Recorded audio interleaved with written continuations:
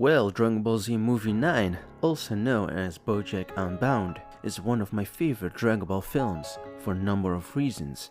Great cast, art direction, character designs are just part of it, so let's get started. Following the events of the Cell games, it's time for another tournament. Hey look, it's that guy who took credit for defeating Cell. The tournament opens with an actual battle royale, and there's a good sense of it here with multiple characters fighting across the stage.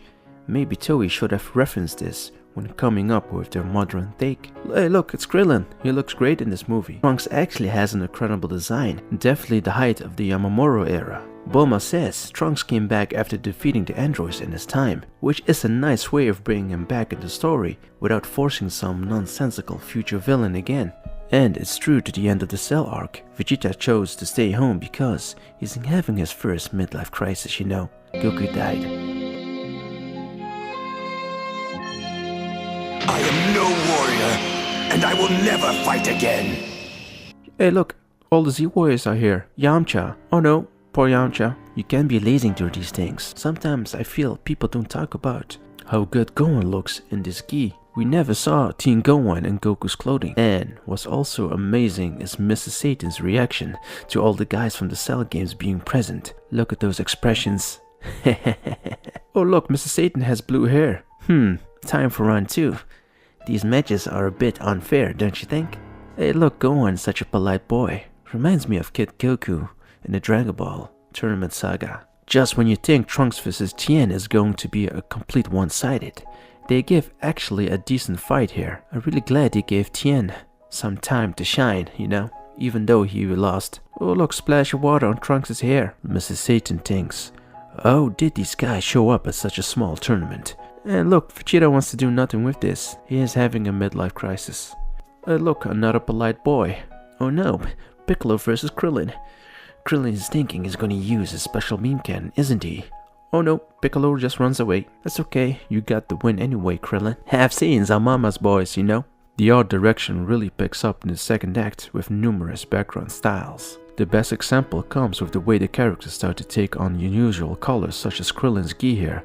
A lovely, uncommon shades of orange and blue being used. Look at the art direction on Trunks. You might not know this, but Toriyama actually contributed the character designs for the enemies. This was a special practice for most of the Z film and the OVAs. Who needs Broly when we got future Trunks right here? I love the storyboarding in this film, and yet another scenery change. Art direction at play again with Trunks' supposed kill shot. More cool background art again. And Vegeta finally wakes up. I guess he has to do something now. Oh yeah, Goku's in this movie too. This definitely feels like a proper follow-up to the Cell arc. You guys had one job, come on. Gohan gives this ultimate Gohan look. The gradual reveal of BoJack here is really imposing, and Gohan's reaction paired with the dialogue and darker visuals really sell the moment. Well, Gohan's mad now. Time for the big focus fight. The fight scene with Gohan and BoJack's underlings has some great moments.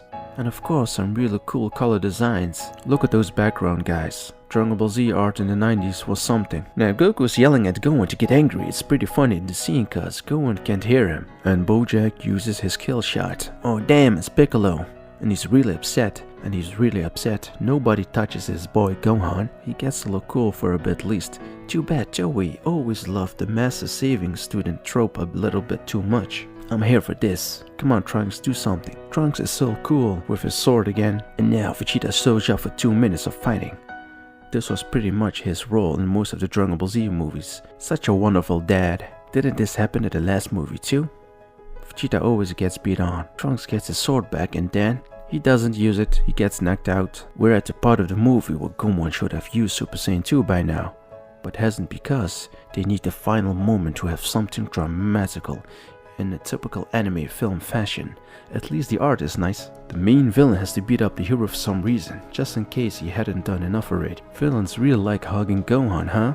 Cell, BoJack, Broly. Look, it's a nice shot of Goku. For some reason. Poor guys, everybody is sleeping and Gohan is screaming, "Don't you touch my son!" Goku finally learned his lesson with the Cell Saga. The rules of being dead don't apply to Goku. Seriously, this whole scene is kind of hilarious even though it's clearly not meant to be. Goku's telling Gohan to man up is pretty good though.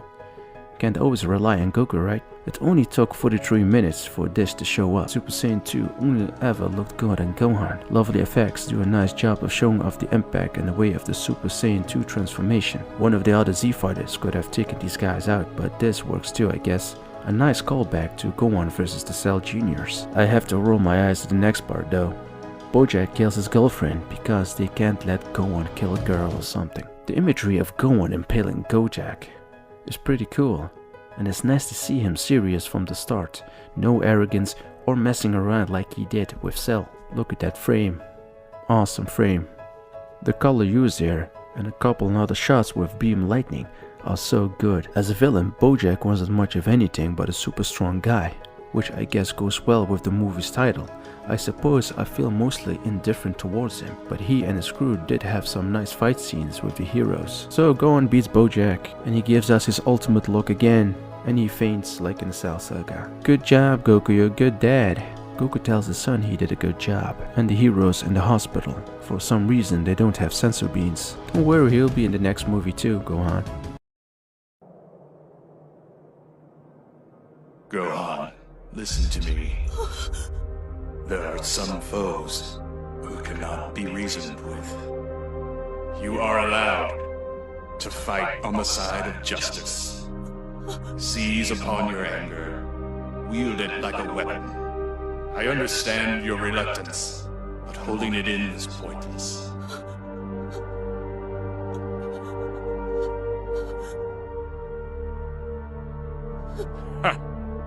That's sound advice. Better than I expected from an appliance. But I'd much rather tear the rage out of him. Gohan, I love the animals and everything about nature. Protect them for me. They need you.